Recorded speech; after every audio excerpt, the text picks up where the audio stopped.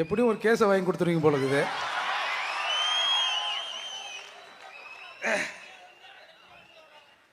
சாதிவாரி கணக்கெடுப்பும் பஞ்சமர் நிலமீட்பும் குறித்து இன்றைக்கு நடந்து கொண்டிருக்கிற இந்த பேரணி மற்றும் பொதுக்கூட்டத்தின் தலைவர் எங்கள் அண்ணன் செந்தமிழன் சீமான் அவர்களுக்கு நன்றி தான் சொல்ல முடியும். நான் இந்த கூட்டத்திற்கு வருகிற போது, ஏன்னா பஞ்சமி நில பிரச்சனைங்கிறது முதல்ல என் வீட்டிலேருந்து ஸ்டார்ட் பண்ண பிரச்சனை. அது நான் அதுக்கான தரவுகளோடு வந்தேன். ஏன்னா டேட்டு வாரியாக என்ன நிலங்களெல்லாம் எப்படி எடுக்கப்பட்டது என்பதை இன்று வெளி உலகுக்கு சொல்லணும் அப்படின்னு வந்தேன். வருகிற போதே என் தம்பி அர்ஜுன் பாஸ்கர் சொன்னான், என்ன இன்னைக்கு ஏதோ கூட்டத்தில் ஏதோ தகராறு வருமாமே நீ பேசும்போது. டேய், ஈரோடு கூட்டத்திலிருந்து அண்ணன் சீமானோட நான் பேசிக் கொண்டிருக்கிறேன். தமிழர்கள் அடங்காதவன் செந்தமிழன் சீமான், பறையர்களில் அடங்காதவன், பறையர்களில் அடங்காதவன் இந்த மூர்த்தி. இந்த மூர்த்தி இன்று உயிரோடு இருக்கிறேன் என்று சொன்னால் என்னுடைய பாதுகாப்பை நானே உறுதி செய்து கொள்வேன். கூடுதலாக இன்னும் இந்த பறையர் சமூகத்தில் சில இளைஞர்கள் பறையர் இன உணர்வோடு இருக்கிறார்கள். அதனால தான் இந்த மூர்த்தி இன்னைக்கு உயிரோடு இருக்கிறேன். நான் அந்த போலீஸ் எல்லாம் நம்ப மாட்டேன். மேலவளவுக்கு அஞ்சலி செலுத்த போனேன். தென்மண்டல டிஐஜி பொன்னின்னு நினைக்கிறேன், அவங்க தலைமையில ஒரு பெரும் போலீஸ் படை என்னை அழைத்து கொண்டு மேலவளவுக்கு போகிறது. அதாவது எல்லாரும் ஒரு டைம்ல அஞ்சலி செலுத்துவாங்க. நான் முதலாக அஞ்சலி செலுத்த வேண்டும். அதிலே நான் ஒரு கோரிக்கை வைக்க வேண்டும் என்று நினைத்தேன். அது என்ன கோரிக்கை என்று சொன்னால், ஒரு சமூகத்தில் ஒருவர் இருக்கிறார். அவருடைய மனைவிக்கு இந்த அரசாங்கம் கலைஞர் கருணாநிதி அவர்கள் எம்பி சீட்டு கொடுத்து இணையமைச்சராக்கினார்.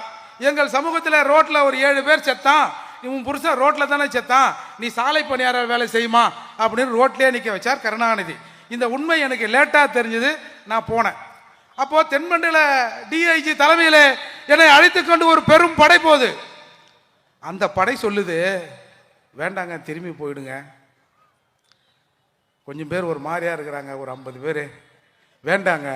ஒரே சமூகத்துக்குள்ள ஒருத்தனை கூட்டும் போய் உன்னால பாதுகாப்பாக கூட்டும் வர முடியலையான்னு அதிகாரிகள்லாம் எங்களை சொல்லுவாங்க, வேண்டாங்க. இல்லைங்க நான் போய் தாங்க தீருவேன், நான் பார்த்துக்கிறேங்க என் பாதுகாப்பை. இல்லைன்னு சொல்லி அப்புறம் நீங்கள் மீறி போனால் உன்னை கைது செய்து விடுவேன் அப்படின்னு சொன்னாங்க. சரி, அப்புறம் போனால் அப்புறம் கூட வரவங்களாம் எதுவுமே கல்யாண மண்டபத்தில் உட்கார வச்சு சோறக்காரம் வாங்கி கொடுத்து திருப்பி எதுக்கு அரசாங்கத்துக்கு செலவு வைக்கணும், ஏன்னா நம்ம ஸ்டாலினுக்கு நம்ம செலவு வைக்கக்கூடாது அப்படின்னு சொல்லிட்டு நாங்கள் திரும்பி வந்துட்டோம். அண்ணன் திருமாறன் அவர்களுக்கு தெரியும். மறுநாள் காலை நான், இந்த மூர்த்தி பறையர், கக்கன் அவர்களின் பேரன் சரஸ்குமார், ரெண்டே பேர், ஒரு இனோவா கார், ஒரு ஓட்டுநர், நேராக மதுரையிலிருந்து வண்டி நேராக மேலவளவுக்கு போச்சு. போய் அந்த மேலவளவு முருகேசன் அவர்கள் அந்த நினைவிடத்தில் அஞ்சலி செலுத்திட்டு திரும்பி ஒரு 2 நிமிஷம் இருக்காது நான் வரேன். டிஎஸ்பி ஃபோன் பண்ணுறாரு, ஏய் எங்கப்பா இருக்கிறீங்க, சரசுக்கு எங்கப்பா இருக்கிறீங்க, என்ன வேலை செய்கிறீங்க தெரியுதா, எதனா ஒன்று ஆச்சுன்னா யார் பதில் சொல்லுது, யாரும் பதில் சொல்ல வேணாம், நேற்று நீங்கள் போலீஸ் என்ன பதில் சொன்னீங்களோ அந்த பதிலையே சொல்லுங்க, எங்கள் பாதுகாப்பை நாங்கள் பார்த்துக்கிறோம் அப்படின்னு சொல்லிட்டு வந்தேன். அண்ணன் பல சிறைக்கு போயிருப்பார். நான் பார்க்காத சிறை இல்லை. ஏன்னா கோயம்புத்தூரில் இந்த காலத்திலும் சிறைக்குள்ள செல்லில் அடைச்சிட்டான்னா ஒரு பல்லா தருவான், ஒரு சட்டி, சின்ன சட்டி. என் வீட்டில் கக்கூஸ் எப்படி தெரியுமா இருக்கும், நான் ஒரு காவல்துறை அதிகாரியின் மகன். என் தாத்தா அந்த காலத்தில் 5வது படித்த ஒரு காரணையில். எங்கள் அப்பா சொல்லுவார், எனக்கு மட்டும் தான் பறையர் உணர்வு இருக்கு, ஆனால் இந்த பையன் எதுக்கு பறையாமறேன்னு சொல்லி தெரியறான்னு தெரியலையே, நல்லா தானே வளர்த்தேன், நல்லா சொகுசாக தானே இருந்தான் அப்படின்னு சொல்லுவார். அப்போது அப்பேற்பட்ட நான் கோயம்புத்தூர் சிறை லாக்கப் 6 மணிக்கு உள்ளே பூட்டிட்டான்னா ஒன்றுக்கு வந்தாலும் சரி, ரெண்டுக்கு வந்தாலும் சரி, அந்த பல்லாவில் தான் போகணும். ஒரு ரூமில் ஒரு 7-8 பேர் இருப்போம். இதெல்லாம் கடந்து தாண்டா வந்திருக்கிறோம். இன்னைக்கு ஒரு பிரபல கராத்தே வீரர் ஒருவர் பாவம் மரணப்படுக்கையில் இருக்கிறார். ஒரு பிரச்சனை வந்தது. எல்லா டிவிகளும் ஏர்போர்ட் மூர்த்தியை வலை வீசுகிறோம், ஏர்போர்ட் மூர்த்தி தேடப்படுகிறார் அப்படின்னா. என்னடா தேடுறீங்க? நான் இங்கே தானே இருக்கிறேன். அன்னைக்கு தாத்தாவோட பிறந்த நாள் எல்லாம் சுற்றி அன்னைக்கு ரெட்டமலை சீனிவாசன் மணிமண்டபத்திற்கு வருபவர்களுக்கெல்லாம் மாட்டுக்கறி தரப்படும் ஒரு அறிவிப்பை வெளியிட்டு இருந்தேன். போலீஸ் சுற்றி ஒரு 50-100 பேர் என்னையே சுற்றி நிற்கிறாங்க. நான் திரும்பி வீட்டுக்கு வருகிற போது எனக்கு ஒரு ஃபோன் வந்து, ஏப்பா உன்னை சன் டிவியில் தேடுறாங்களாமே, நீ எங்கேப்பா இருக்கிறியோ? போலீஸ் கூட தானே இவ்வளோ நேரம் இருந்தேன். அப்புறம் யார் என்ன தேடுறதுன்னா, இல்லை சன் டிவி நியூஸ் பாரு, எல்லா டிவிலையும் ஓடுது, எம்என் நடராஜனை கைது பண்ணிட்டாங்க, ஏர்போர்ட் மூர்த்தியை வலை வீசி தேடுறாங்க அப்படின்னாங்க. அதுக்கப்புறம் அந்த பிரச்சனை என்னென்னா, 10 பெல்ட்டு கராத்தே பெல்ட்டு என்னென்னமோ செய்வார். ஏர்போர்ட் மூர்த்தி என்னை வலுக்கட்டாயமாக அழைத்து கொண்டு போனார், என்னை தாக்கினார் என்பதுதான் புகார். என்ன கேட்டான், ஏய் அவன் 10 பெல்ட்டு பிளாக் பெல்ட்டுன்றான், அதுங்கிறான் இதுங்கிறான், என்னடா இது? இல்லைங்க தோழர், அவங்கெல்லாம் ஸ்டேஜி, கேமரா, ரெஃப்ரி இதெல்லாம் வச்சு தான் சண்டை போடுவாங்க. நாங்கள் அப்படி இல்லை, நாங்கள் அதால நாங்கள் எப்பவுமே எல்லாத்தையும் செய்வோம் அப்படின்னு சொன்னேன். இதை ஏன் சொல்கிறேன் என்று சொன்னால், இத்தனை கூட்டங்கள் அண்ணன் சீமானம் ஏர்போர்ட் மூர்த்தியும் பேசி ஒருத்தன் கூட ஒரு கல் ஏரியல, ஒரு முட்டை ஏரியல, ஒரு 4 பேர் இன்னும் கோஷம் போலன்னா இன்னமும் நாங்கள் சரியா பேசுறேன்னு அர்த்தம். அதால் இப்போ விஷயத்துக்கு வரேன். இப்போ ஏன் சாதிவாரி கணக்கெடுப்பை எடுப்பதற்கு சீமான் அவர்கள் தலைமையிலே ஒரு கூட்டம் கூட்டினால் என்ன பிரச்சனை? நாம் தமிழர் மட்டும் கேட்டா பிரச்சனை இல்லை. மூர்த்தி பறையர் பேரவை சார்பா எங்களை கணக்கெடுங்கன்னு சொன்னா பிரச்சனை இல்லை. அண்ணன் திருமாரஞ்சி அவர் சமூகத்தின் சார்பாக கேட்டா பரவாயில்ல. ஆர்வம் இன்னைக்கு வந்திருக்கிற நம்ம நாடார் பேரவை இவங்க எல்லாம் தனித்தனியா கேட்டா கருணாநிதி ஸ்டாலின் அவர்களுக்கு பிரச்சனையே இல்லை. இவர்கள் எல்லோரையும் கூட்டி வைத்து ஏய் எட்றாங்களா, ஏய் எட்றாங்களா, ஏய் எட்ராட்டம் எட்ரா, ஏய் எடு, என்னடா கதை விடுற? இன்னைக்கு மருத்துவர் ஐயா கேட்கிறாரு, அன்புமணி மருத்துவர் அன்புமணி கேட்கிறாரு, வட தமிழகத்தில் 2 பெரும் சாதிகள், ஒன்று பறையர், இன்னொன்று வன்னியர். பறையர் சமூகத்துல இருந்து மூர்த்தியாரே ஏட்ரா என்ன என்னடா என்னடா என்னடா டேய் என்னடா என்ன? மருத்துவர் வன்னியர் சமூகம் கேட்குது, என்ன கொஞ்சம் எண்ணுங்க எண்ணுங்க எண்ணுங்க எண்ணுங்க என்ன எண்ணத்துல உங்களுக்கு என்னப்பா பிரச்சனை? அதுதான் இந்த கூட்டத்துக்கான சிக்கல். அவங்க நடத்தினா தனித்தனியா நீ கேட்டுக்கோ, ஒன்னா மட்டும் சேர்ந்து நின்று கேட்டுறாத. ஏன்னா நீ ஒன்னா இருக்க கூடாதுன்னு தான் நானே இங்க இருக்கிறேன். நீ எல்லாம் ஒன்னா இட்டா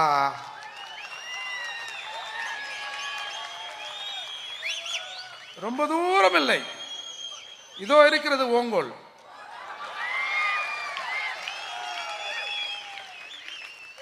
இந்த பஞ்சமி விஷயம்ங்கிறது இன்றைக்கு என் தங்கையின் கணவரும் என் அண்ணனும் எங்க கழனியில் அண்ணன் மாலை போட்டார்ல, அது பக்கத்தில் ஒரு ரைஸ் மில் இருக்கும், அந்த ரைஸ் மில்லில் ஏறு உழுதுன்னு இருக்கிறான் 2 பேரும்.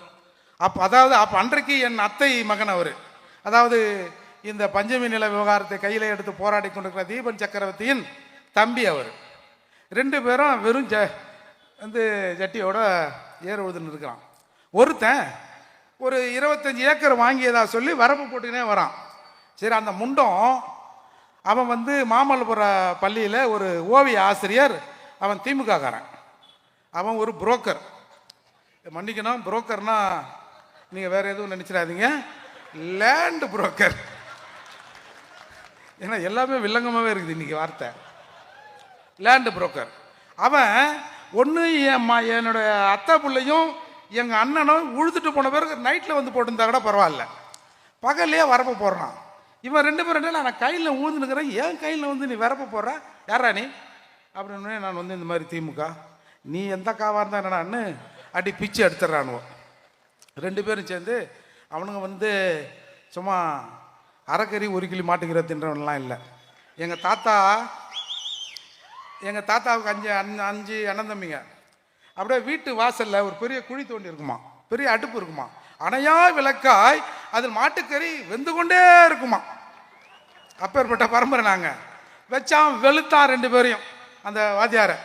உடனே ஜெகதீசன் ஒரு எஸ்ஐ, அன்றைக்கி மாம்பழப்புரம் காவல் நிலையத்தில் இருந்தவர், 2 பேரையும் கூட்டும் போய், அப்புறம் இவன் பைக் எடுத்துன்னு போய் கம்ப்ளைண்ட் கொடுத்தா 2 பேரையும் கூட்டும் போய் ஜட்டி கூட அவுத்துட்டு வெளுத்து வாங்கிட்டானுவோம். என்னடா இது, நம்ம தாத்தா லேண்டு, நம்ம உழுதுன்னு இருக்கிறோம், எவனோ ஒருத்தன் வந்து அவன் லேண்டுங்கிறான், மார்வாடிங்கிறான். என்னன்னு அன்னைக்குத்தான் இந்த விவகாரத்தை தோண்டி எடுக்கிறான். எங்கடா நம்ம தாத்தா இந்த பக்கம் 40 ஏக்கர் வச்சுருந்தேன், அது இதுன்னு வரேன், 5ஆம் கிளாஸ் படித்த மனுஷன், எங்கடான்னு அந்த ரெக்கார்டு எல்லாத்தையும் தேடி பார்க்குற போது தான் காரணையிலே கிட்டத்தட்ட 633 ஏக்கர் நிலங்கள், பஞ்சமி நிலங்கள் வேற ஒருத்தன் பேரில் மாற்றப்பட்டிருக்கு. சரி, அது குறித்தான விஷயங்கள் நடந்து அதுக்கப்புறம் தான் அந்த 94 அக்டோபர் அந்த 4ஆம் நாள் நினைக்கிறேன், ஒரு பஞ்சமி நிலமீட்பு போராட்டம்னு 7 ஊரும் போராட்டம்னு காரணியில் நடத்தப்பட்டது. அது யாருன்னா எங்கள் மாமா கருப்பன் ஐஏஎஸ், ஜெயகரன் ஜோசப் போன்ற கிறிஸ்தவ நிறுவனங்கள் எல்லாம் 2-3 நிறுவனங்கள்லாம் சேர்ந்து ஒரு 7 ஊரும் போராட்டத்தை நடத்தினார்கள். அந்த 7 ஊரும் போராட்டத்தில் ஒரு 4.5 ஏக்கர் நிலம் மீட்கப்பட்டது. சரி, நிலத்தை மீட்டிட்டோம், ஒரு பயலும் வரமாட்டான்னு எல்லாரும் வீட்டுக்கு வந்துட்டோம். ஒரு 6 மணிக்கு காவல்துறை அந்த அரபாடு மண்லோடு வண்டியில் கொண்டாந்து அம்பேத்கர் சிலை முன்னாடி இப்படி நிறுத்தி அந்த சிலையை உடைத்து கொண்டு போயிட்டாங்க. அப்போது கொண்டு போனோடனே அது பெரிய பிரச்சனை ஆகுது.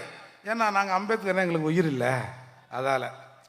அப்போது ஆகஸ்ட் 10 அந்த செங்கல்பட்டு மாவட்ட ஆட்சியர் அலுவலகத்தில் போய், ஐயா அந்த உடைச்சி எடுத்துன்னு போனீங்களா அந்த அம்பேத்கர் சிலை, அந்த சிலையை கொடுங்க, எங்கள் நிலத்தை பற்றி நீங்கள் என்ன சொல்ல வரீங்க அப்படின்னு ஒரு பெரும் திரள் கூட்டம் அந்த கலெக்டர் ஆஃபீஸில் நின்றுது. அன்றைக்கு கலெக்டராக இருந்தவர், துணை கலெக்டராக இருந்தவர் சிவதாஸ் மீனா என்று சொல்லப்படுகிற ஒரு பட்டியல் சமூகத்தை சார்ந்த கலெக்டர் தான் அன்றைக்கி அங்கே இருக்கிறார். அவருக்கு தமிழ் தெரியல. போன எங்காலுக்கு தமிழை தவிர எதுவுமே தெரியல இவங்களுக்கும். அவங்க ஒன்று சொல்ல, இவங்க ஒன்று சொல்ல, பிரச்சனையாகி தள்ளுமுள்ளாகி துப்பாக்கி சூடு நடைபெற்றது. 2 பேர் இறந்தாங்க. ஜான் தாமஸ், ஏழுமலை, 2 தியாகிகள் அந்த மண்ணிலே உயிரை விட்டு இறந்தார்கள் துப்பாக்கி சூடில். அதுக்கப்புறம் மூர்த்தி அண்ணன் 1994-95 வாக்கில் ஒரு மிகப்பெரிய பேரணியை கிட்டத்தட்ட 1 லட்சம் பேர் சென்னையிலே கலந்து கொண்டு சென்னையை உழுக்கினார் எங்கள் பூவை மூர்த்தியார். அதுக்கப்புறம் இந்த பஞ்சமில்ல விஷயம் அங்கொன்னுமா இங்கொன்னுமா எரிந்து கொண்டு இருந்தது. இன்னைக்கு இந்த மனுஷன் வந்து இந்த நாடு நல்லா இருக்கிறது இந்த சீமானுக்கு பிடிக்கலையா என்னன்னு தெரியல. இந்த ஸ்டாலின் அவர்களை கொஞ்சம் நிம்மதியாக தூங்க விடக்கூடாதா? ஏன் என்ன எதனா போன ஜென்மத்தில் எதனா பகையா? ஏதாவது சொல்லுங்க.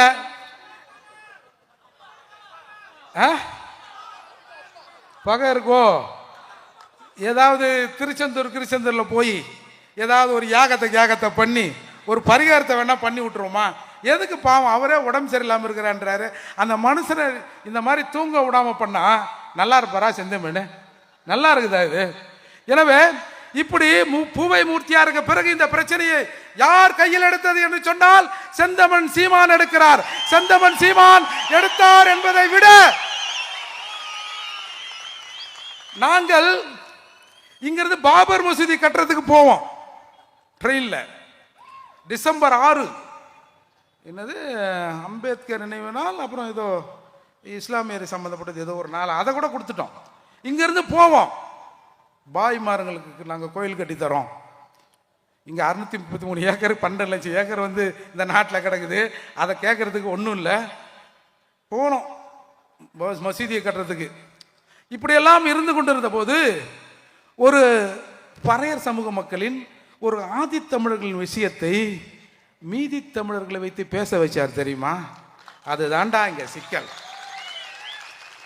எங்கள் நிலத்தை நாங்கள் கேட்கலாம், நாங்கள் அழலாம், நாங்கள் நெருப்பிலே தீயிட்டு எங்களை கொளுத்திக் கொள்ளலாம்.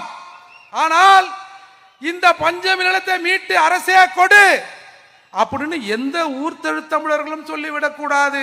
ஒரு பறையனுக்காக, ஒரு ஆதி தமிழருக்காக தமிழகத்திலே இருக்கிற மற்ற தமிழ் சமூகங்கள் எல்லாம் ஒன்று சேர்ந்து வந்து நிற்குது இல்ல, வரலாற்றில் எங்கேயாவது காட்டுங்க.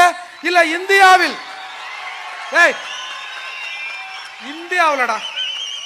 இந்தியாவில் ஒரு பட்டியல் சமூக மக்களின் பிரச்சனைக்காக பட்டியல் சமூகத்தோடு அந்த கோரிக்கைக்கு ஆதரவாக மற்ற சமூகங்கள் போராடி இருக்கிறது அப்படின்னு ஒரே ஒரு சான்ற காட்டு.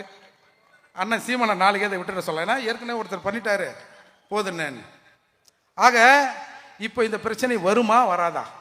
இன்றைக்கு பஞ்சமி நிலங்களை எடுங்க அப்படின்னு மூர்த்தி பறையர் கூட அண்ணெல்லாம் திருமாரா அண்ணெல்லாம் உட்காந்து பேசி, நாங்கள் கூட பெரிய மீசை வச்சிருந்தா அப்படி இருக்குன்னு பார்த்தோம். ஏன்னா சினிமாலாம் காட்டுறாங்களா அண்ணன் சொன்ன மாதிரி, ஓ அப்படித்தான் போலகுதுன்னு பார்த்தா எங்களை மாதிரி தான் அவங்களும் இருக்கிறாங்க போலகுது. யோ நாங்கள் தான் ஏதோ ஆதி தமிழர் அந்த தமிழர் ஏதோ நொந்து போனவன், எங்களை இந்த அரசாங்கம் இப்படி செய்கிறது என்று சொன்னால் தமிழகத்தில் இருக்க எல்லா தமிழனையும் தான் இவர்கள் இப்படி செய்கிறார்கள் என்று சொன்னால் இவர்கள் தமிழராக இருப்பார்களா அப்படின்னு மட்டும் பாருங்க. ஏன் செந்தமன் சீமானுக்கு வந்து இந்த ஆதி தமிழர் நிலத்தை வந்து எடுத்து கொடுக்கணும், இதில் இருக்கிற எல்லா தமிழரையும் சேர்க்கணும் எண்ணம் வந்தது? என் ரத்தம், என் ரத்தம் துடிக்கிறது. அந்த ரத்தம் இதை அமுக்க பார்க்கிறது. அதால இந்த மாதிரியான இடையூறுகள்லாம் இருக்கத்தான் செய்யும். நீங்க இப்படி போய் நேரா ஸ்ட்ரைட் போய் லெஃப்ட் ஏத்தினா ஒயின் ஷாப் இருக்கும்.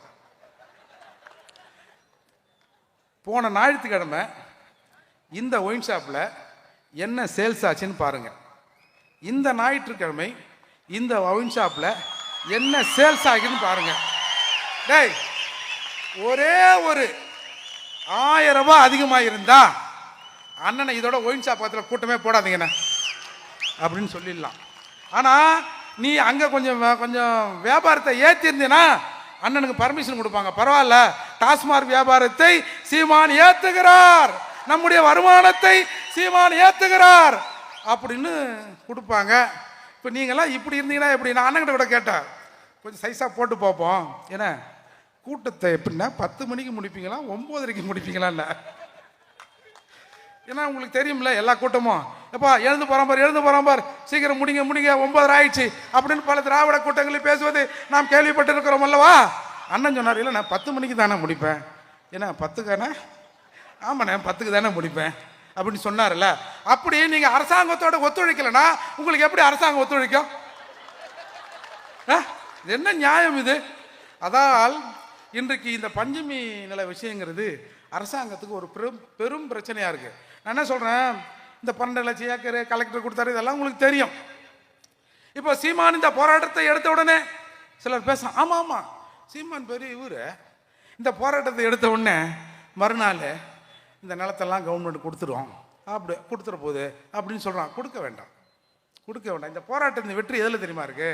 திரும்ப திரும்ப எங்க நிலத்தை நாங்க எடுக்க கூட வேணாண்டா, எங்களுக்காக தமிழகத்திலே இருக்கிற பட்டியல் சமூக மக்களுக்காக, தமிழகத்திலே இருக்கிற ஊர்த்தெரு தமிழர்கள், யாரும் தப்பா நினைச்சுக்கோனா சொல்லி சொல்லி பழக்கமாயிடுச்சு ஊர்த்தெரு தமிழர்கள்னு, என்னுடைய சக தமிழர்கள் எனக்காக வந்து தோல் கொடுக்குறான்ல, போதுண்டா, நிலமாவது மயிராகுது. நான்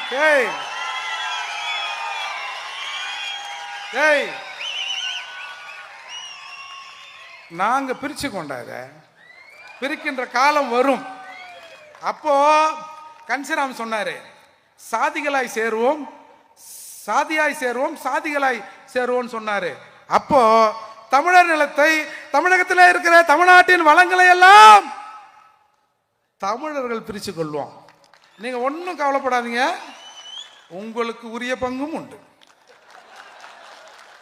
நீ 1% அதுக்கு கீழையா அண்ணங்கிட்ட சொல்லி என்ன பாவம், ஒரு 1% கொடுப்போம்ல. என்னவோ தெரிஞ்சோ தெரியாமையோ நம்ம தமிழ்நாட்டை என்னவோ பண்ணிக்கின்னு வச்சாங்கல்ல, ஒரு 1% இடஒதுக்கீடு கொடுப்போம்னா, கன்சிராம் 100% கொடுன்னு சொல்லியிருக்காருன்னு சொல்லி உனக்கும் நாங்கள் இடஒதுக்கீடை வாங்கி தருவதற்கு அன்போடு காத்திருக்கிறோம் நண்பா, அன்போடு காத்திருக்கிறோம். ஆனா இந்த இது இந்த சரி பஞ்சமி நிலமாவது எங்க பிரச்சனை, சரி இன்னைக்கு வந்திருக்காங்க. ஆனா இங்க இருக்கிற தமிழர்களை என்ன இதோட விட்டுறக்கூடாது. தொடர்ந்து பட்டியல் சமூக மக்களுக்கான பிரச்சனைகள் வருகிற போது எங்கள் அண்ணன்மார்களை கூப்பிட வேண்டும். ஏன்னா எங்க அண்ணன்மாரெல்லாம் கொஞ்சம் மோசமானவங்க போல இருக்குது. அப்படின்னு நான் கூட தான் நினச்சிருந்தேன். அப்புறம் முதல்ல நம்ம மருத்துவர் அவர்கள் கூட்டத்தில் உட்காந்து பேசும்போது தான் என்ன ஒருத்தர், இந்த செல்வகுமார் அண்ணன் ஒருத்தர் இருக்கார், இந்த வேங்க வயல் பிரச்சனையில் நான் ஏதோ சொல்லிவிட்டேன்னு சொல்லிட்டு ஏகப்பட்ட பிரச்சனையாக இருந்தது. அப்புறம் அந்த கூட்டத்தில் உட்காந்து பார்க்குறேன், ஏன்னா அண்ணன் பேசுகிறாரு, நம்ம தான் தப்பாக நினச்சிருந்தோமோ. அது மாதிரி தான் இன்றைக்கி பல சமூக தலைவர்களை நாங்கள் வேற்றுமையாக தான் நினச்சிருந்தோம். இதை நினைக்க வச்சான். அப்படி இல்லைப்பா, எல்லாரும் ஒன்று தான்பான்னு அண்ணன் சீமான், அன்புமணி போன்றவர்கள் இன்றைக்கு நிறுத்தியிருக்காங்கல்ல. இப்போ சாதிவாரி கணக்கெடுப்பு அது என்ன சொல்கிறாங்க, ஏங்க எங்ககிட்ட இல்லைங்க அந்த அதிகாரம். ஏன் இல்லைங்க அது செல்லாதுங்க. செல்லுதோ செல்லுதையா, குடியா நாங்கள் பார்த்துக்கிறோம், கீஞ்சிருந்தா ஒட்டை வச்சு கூட நாங்கள் செல்ல வச்சுக்கிறோம் அப்படின்னா, இல்லை நாம் ஏன் சாதிவாரி கணக்கெடுப்பை எடுக்க வேண்டும்? உண்மையிலே அது நம்முடைய அப்பாவுக்கு, அப்பா எங்க அப்பா படித்தவர், இந்த அப்பா விவரம் இல்லாதவர். நீங்கள் போய் சத்தியமாக நான் சொல்கிறேன், நீங்கள் போய் sir what do you mean by that sentence, இல்லை தமிழில் கூட இந்த கணக்கெடுப்பு பற்றி உங்களோட கருத்து என்ன? கணக்கு யாருக்கு தெரியும்? எவன் கணக்கை எவன் வச்சுருக்கான்? ஏதோ அரசாங்கத்தில் சம்பளம் வந்தால் அந்த கணக்கு அக்கௌண்ட்டில் இருக்கும், தனியாக அந்த அக்கௌண்ட் எங்கே இருக்கும்? அந்த கணக்கு எங்கே இருக்கும்? என்னைக்காவது ஒரு நாள் என்னை கூப்பிட்டு விசாரணைன்னு சொன்னேன்னா, என் வீட்டில் இருக்கிறவங்களாம் மாட்டிட்டான்னா என்ன ஆகுது? அதால என் கணக்கு பல இடத்துல இருக்கும் அப்படின்னு சொல்லுவார்னா கூட சொல்லுவார். முதல்ல சாதிவாரி கணக்கெடுப்பு அப்படின்னா என்னன்னு தெரிஞ்சுக்கணும். ஒவ்வொரு முறை மக்கள் தொகை கணக்கெடுக்கிற போது இந்த தமிழ்நாட்டில் எல்லாரையும் தலை எண்ணுவான். எஸ்சி ஆகிய எங்களை, பட்டியல் சமூக மக்கமாக எங்களை, பறையரை, பல்லரை, இன்னொருத்தரை எல்லாரையும் வீட்டுக்கு வருவான். உங்கள் வீட்டில் எத்தனை பேர் இருக்கிறீங்க? இதுனா மூர்த்தியா? என்ன படிச்சிருக்காரு? சரி, என்ன படிச்சிருக்காரா? என்ன சம்பளம்? வீட்டில் எத்தனை பேர் படிச்சிருக்கான்? வீட்டில் டிவி இருக்கா? எத்தனை இன்ச்சு டிவி? கார் இருக்கா?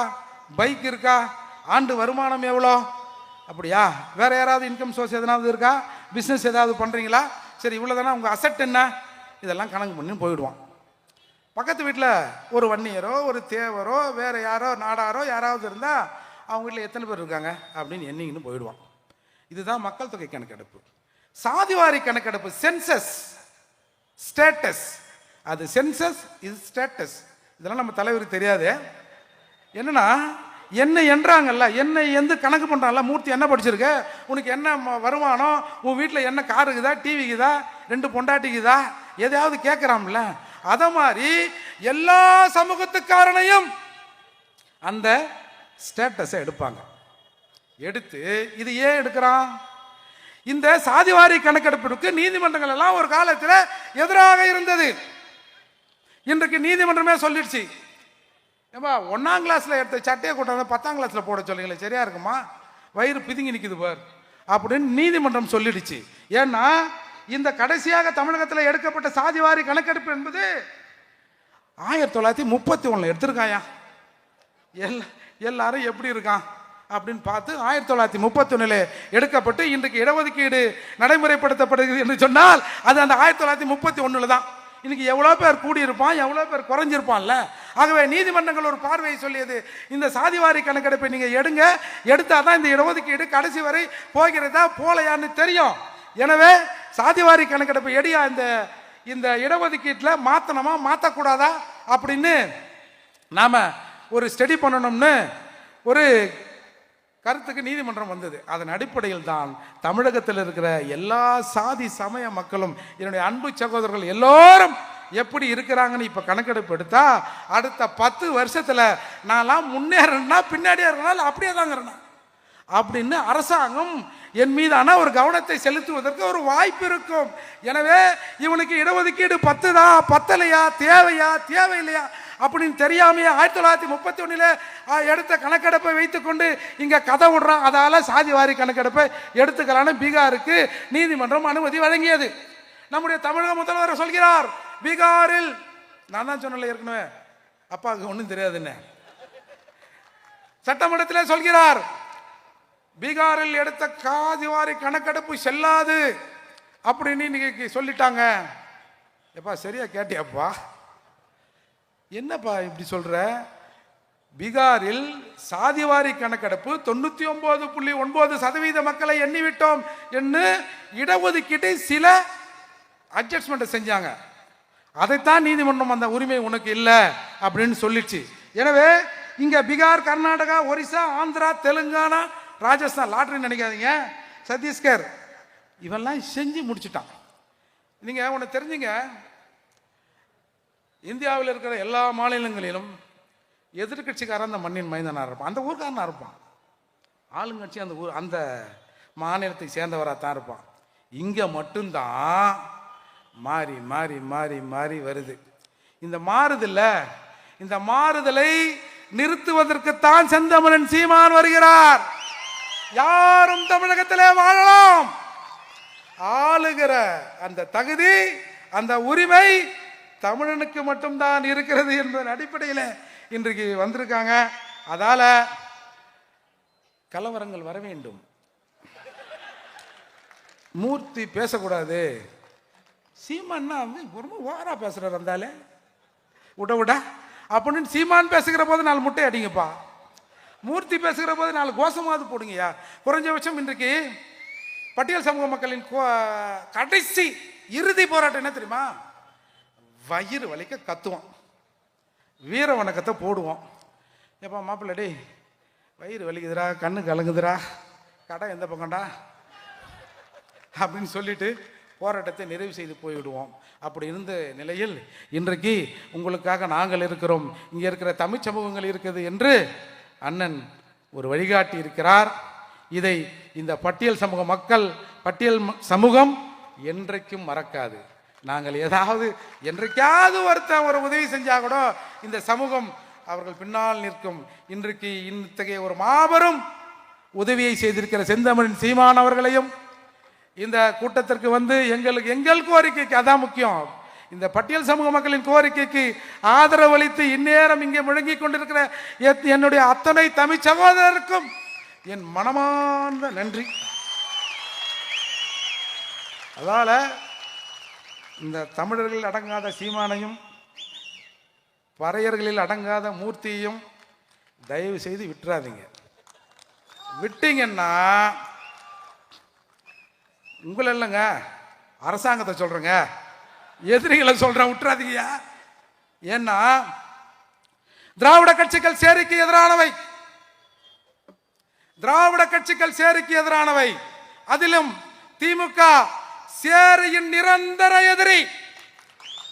ஒவ்வொரு தாழ்த்தப்பட்டவனையும் கருணாநிதிக்கு எதிராக திருப்ப வேண்டிய காலகட்டம் இது. கருணாநிதியின் சாம்பலம் சேரிக்கு எதிராக இருக்கும். என்னது? கருணாநிதியின் சாம்பலம் சேரிக்கு எதிராக இருக்கும் என்று எங்க அண்ணன் திருமாவளவன் மேடையெல்லாம் பேசுவாரு.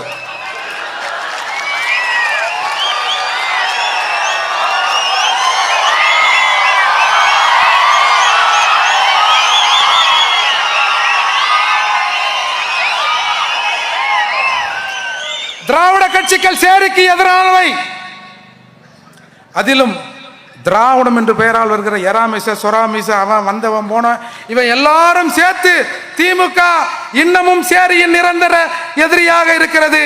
திமுகவின் சாம்பலம் சேரிக்கு எதிராக இருக்கும் என்று இந்த தம்பி மூர்த்தி இன்னைக்கு பேசுறல, இதுதான்டா திராவிடம். ஒரு 2 நிமிஷத்துல ஒண்ணு சொல்லிடுறேன். திராவிடம், நான் உண்மையிலே வேற ஏதோ பேசணும் தான் வந்தேன்.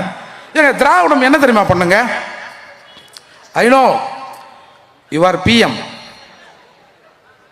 நீ பிஎம்னு தெரியும், நீ பிக்னிக் மினிஸ்டரா பிரைம் மினிஸ்டரா? மிஸ்டர் ராஜீவ், என் கேள்விக்கு பதில் சொல்லிவிட்டு போ. வன்னி புலி கேட்கிறேன், கூர்வாளுன்னா போர்வாளுன்னா ஈழத்து எப்பா என்னென்னவோ சொன்னானுங்க. கடைசியில அப்படி சொன்னவன மன்னிப்பு கேள், மன்னிப்பு கேள், மன்னிப்பு கேள், மன்னிப்பு கேள், கனிமொழியிடம் மன்னிப்பு கேள். யோ யார் யாது? வைக்க குரல் மாதிரி இருக்குது. என்ன உனக்கு தெரியலையாண்ணா? புரட்சி புயல் வைகோ தானே? என்னையா சொன்னாந்தால? மன்னிப்பு கேள், மன்னிப்பு கேள், கனிமொழியிடம் மன்னிப்பு கேள். வாரிசு அரசியலுக்கு எதிராக கட்சியை உடைத்துக் கொண்டு வந்தார் வைகோ. 10, 15, 16 பேர் செத்தான். எந்துக்குறா நைனா உன்னை கட்சியை விட்டு எடுத்துட்டாங்க அப்படின்னு 16 பேர் செத்தான் நினைக்கிறேன். 15 16 அவனுக்கெல்லாம் துரோகம் பண்ணிட்டு மன்னிப்பு கேள், மன்னிப்பு கேள், கனிமொழியிடம் மன்னிப்பு கேள்னு சொல்ல வச்சுட்டாங்க. பார்த்தீங்களா? இன்னொன்று தெரியுமா? சவுக்கு சங்கர் சொன்னார், எங்கள் அண்ணன் திருமாவளின் பலம் அவருக்கு தெரியாது. ஏன்னா நாங்கள் 13% போட்டு தானங்க அவர் வந்திருக்காரு. அப்பா அவரை கோயில் யானையாக பயன்படுத்துகிறது திமுக அப்படின்னு சவுக்கு சங்கர் சொன்னார். அதால திராவிடம் நண்பர்களையும் நாசமாக்கிடும், எதிரிகளையும் நாசமாக்க துடிக்கும். பார்த்துங்க, ஏற்கனவே அண்ணன் பேசுவார், நான் அங்கங்கன்னு பேசுவேன். சரி இந்த பைய பரப்பையப்பா விடுங்கப்பா அவனை அப்படின்னு கூட அவங்க நினச்சிருப்பாங்க. ஏன்னா நமக்கு எந்த லட்சுமியும் கிடைக்கல. இங்கே இருக்கிற அண்ணெல்லாம் கொஞ்சம் தடியாக இருக்காரு, நம்ம திருமாரஞ்சி நம்ம அண்ணன் கொஞ்சம் ஒல்லியாக இருக்காரு. பார்த்துங்க, அவ்வளோதான் நான் சொல்லுவேன். நாங்கள்லாம் பயங்கரமான ஆளுங்க, நாங்கள் என்ன ஒன்றாலும் செய்வோம், காட்டியும் கொடுப்போம். கூட்டி கூட்டி கொடுப்பீங்களா? ஆனால் எது கொடுத்தாலும் இந்த சீமானுங்கிட்ட மட்டும் ஏன் உங்கள் பருப்பு வேக மாட்டேங்குது?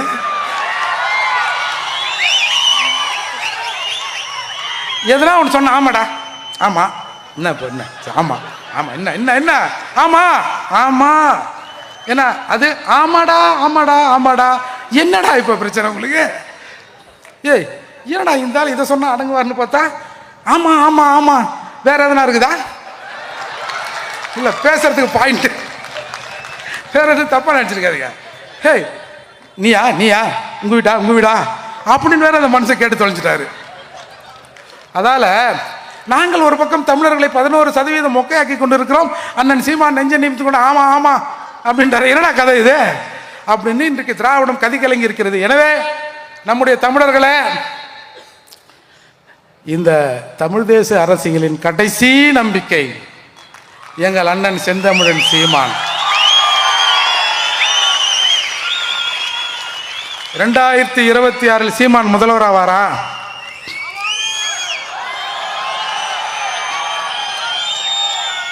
என்ன கேட்டா எங்க அப்பா என்ன நினைக்கிறாரு, ஓ இந்த சீமான் ஆவறாரோ இல்லையோ நம்மளும் ஆக விட மாட்டான் பொழுது. நம்ம பத்திரிகையாளர் மணி சொன்னார், 100 அல்சேஷன்களை அண்ணா அறிவாலயத்தில் வளர்க்கிறார்கள்னு. ஏண்டா இவ்வளோ பேர் வச்சு நம்ம கிட்ட இருக்கிற ஆட்சியை சீமான் கொள்ளையடிச்சு ஒன்று அந்த ஆள் வச்சு பாரா இல்லை வேற யாருக்காவது கொடுத்து வரான்னு தெரியலையே.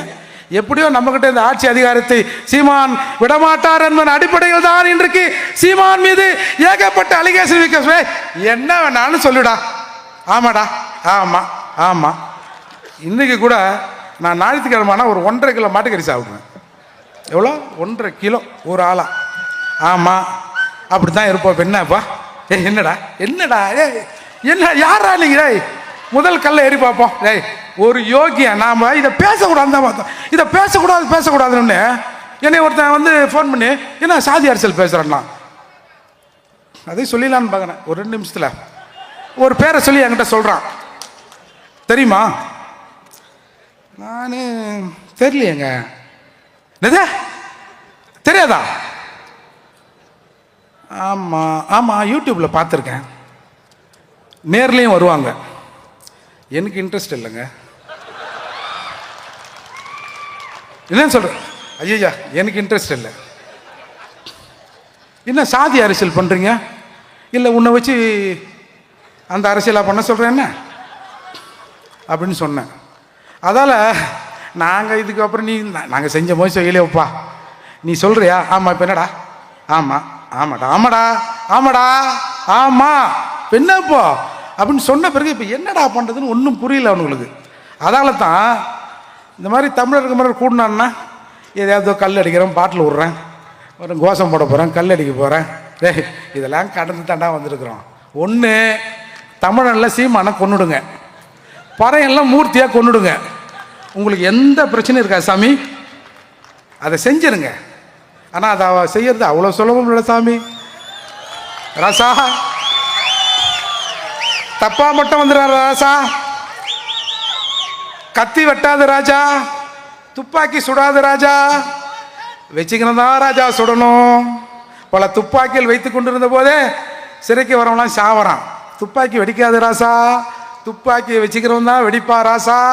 ஆதலால் தமிழர்களே, தயவு செய்து திரும்ப திரும்ப கெஞ்சி கேட்டுக்கிற, செந்தமிழின் சீமானின் கரத்தை வலுப்படுத்த வேண்டும்.